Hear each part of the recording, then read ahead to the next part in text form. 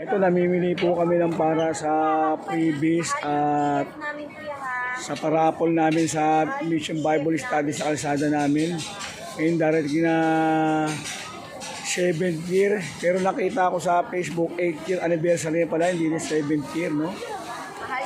Ito po, bibili kami rito. Kanina bumili po kami ng personal electric pa na maliit na tagti 300. At yung isa ay taga 250, no? Ito pang freebies at pang parapol namin, no? Sa mga bata na personal electric pa na tagti 300 at 250. Ilang piraso. Ito naman pang freebies din at pambigay din sa mga parapols. Sa 7 or 8 years anniversary namin, nakita ko sa Facebook 8 year anniversary pala namin, no? 8 years, 8 long years faithfulness of God na sinuporta niya ang aming Mission Bible Study sa kalsada.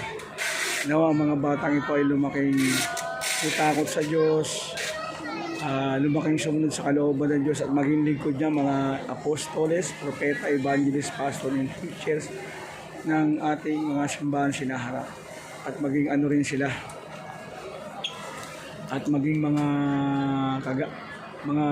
public servant din sa darating na araw, mga tinuturuan nating bata, no? Salamat po. Purihin ang Diyos amang nasa langit, purihin ang Panginoon, ating Panginoong Yeshua ng Nazaret, ating Diyos tagapagligtas, nag-iisang bugtong na anak na ating damos sa igdamos sa ulag ng langit, na nakaluklok sa ana ng Diyos nating ama na sa langit, ngayon nabubuhay tagari noon, ngayon alam sa hanggan.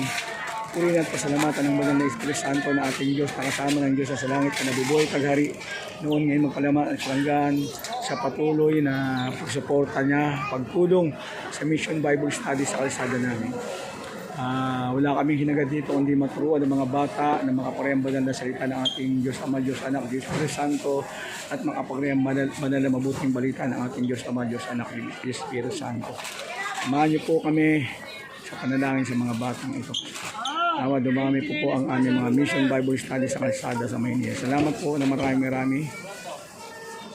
At palayan po kayo in Jesus' name of Nazareth. Amen, amen, amen.